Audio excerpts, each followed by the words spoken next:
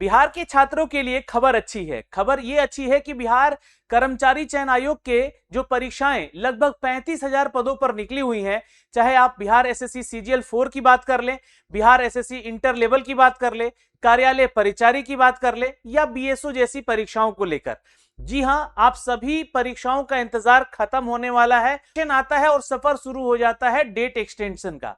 यानी कि मैं वो सफर भी आपको यहां से दिखलाऊंगा कि कब कब डेट एक्सटेंड किया गया है। उससे पहले यह वीडियो क्लिप देख लीजिए जिसमें कि विधायक हैं विपक्षी दल के संदीप सौरभ जी, और जो कि इसको सपोर्ट कर रही हैं इन मामलों में, जी हां, वो हैं पक्ष दल की नेता निशा सिंह जी। जी हां, इस वीडियो क्लिप को देखिएगा। अध्यक्ष महोदय, बीएसएससी इंटर स्तरीय प्रतियोगिता परीक्षा विज्ञापन संख्या 2/2023 का अभी तक परीक्षा तिथि घोषित नहीं होने से लाखों अभ्यर्थी हताश हैं। आयोग द्वारा बार बार विज्ञापन में संशोधन और आवेदन की तिथि बढ़ाने से संदेह और भी बढ़ता जा रहा है। अतः सरकार से तत्काल बीएसएससी इंटर स्तरीय प्रतियोगिता परीक्षा की तिथि तथा परीक्षा कैलेंडर जारी करने की मांग करता हूं। अध्यक्ष महोदय, बिहार कर्मचारी चयन आयोग द्वारा जारी किए गए सभी रोजगार या विज्ञापन के आलोक में तय सीमा के अंदर परीक्षा निर्धारित करने तथा बीपीएससी द्वारा आयोजित होने वाली TRE 04 परीक्षा तिथि जल्द घोषित करने की मांग मैं सरकार से करती हूं। आप लोगों ने इस वीडियो क्लिप को देखा यहां पर, और इसमें दो ही चीज समझ में आ रही है कि आपकी परीक्षा को लेकर सभी लोग जो हैं अब तत्पर हैं, इस पे आवाज उठ रही है, चाहे पक्ष हो या विपक्ष हो।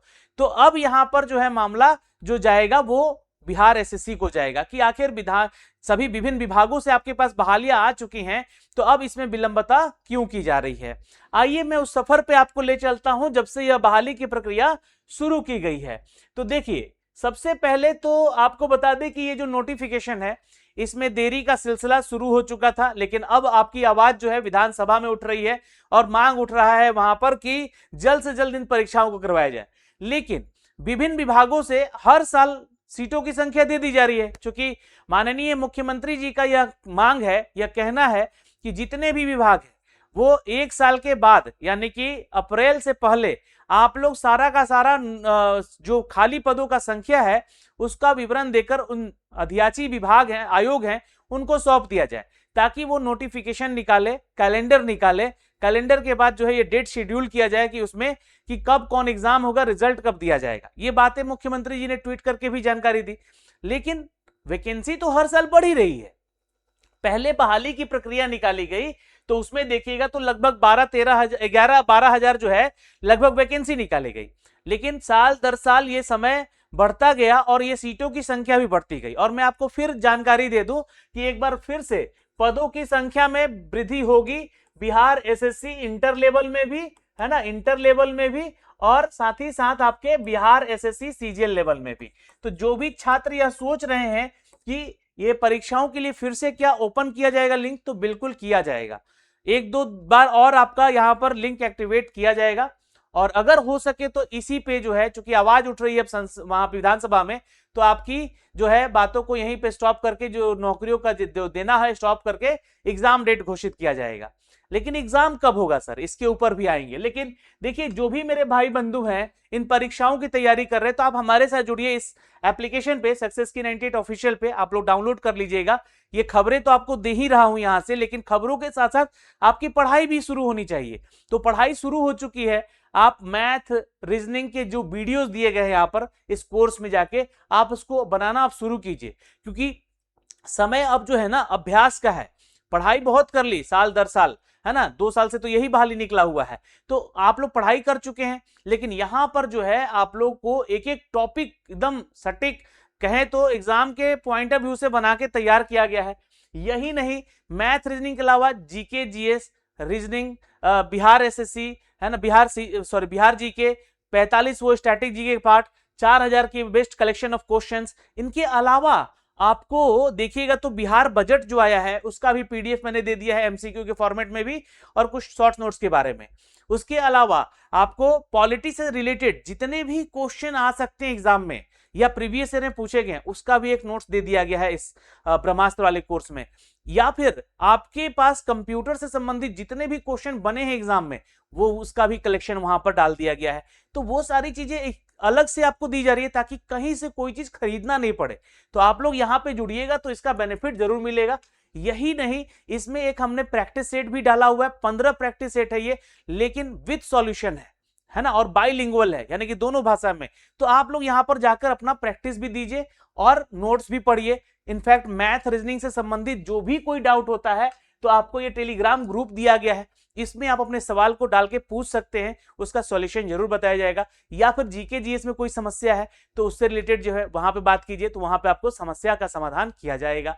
तो ये सारी चीजें हैं। अब चूंकि खबरों पे आ जाते हैं, और खबर यहां पर जो है इन परीक्षा को लेकर है, तो परीक्षा अपडेट जल्द ही घोषित हो जाएगा। क्योंकि बात जो है विधानसभा में जा चुकी है और परीक्षा कैलेंडर जो है यहां पर मांगा जा रहा है कि आप जो है हर साल जब बहाली दे ही रहे हैं, आयोग के पास विभागों से भर्ती पहुंच ही रही है, चाहे 50 वैकेंसी निकले चाहे 100 पहुंच रहा है, वो तो पहुंच ही रहा है विभाग के आयोग के पास, तो क्यों नहीं हर साल आप बहाली निकाल रहे हैं। एक ही साथ कलेक्शन करके एक बार आप लोगों ने फर्स्ट इंटरमीडिएट एग्जाम लिया 10,000 बहाली, फिर अब यहाँ पे 25,000 बहाली हो चुका उसमें, और कुल मिला के देखिएगा तो एसएससी सीजीएल बीएसओ कार्यालय परिचारी और इंटर लेवल मिला के लगभग 35,000 वैकेंसी हो गया। तो क्यों नहीं हर साल इन बहाली को लिया जा रहा है, एक साथ कलेक्ट करके जो है बहाली क्यों ली जा रही है।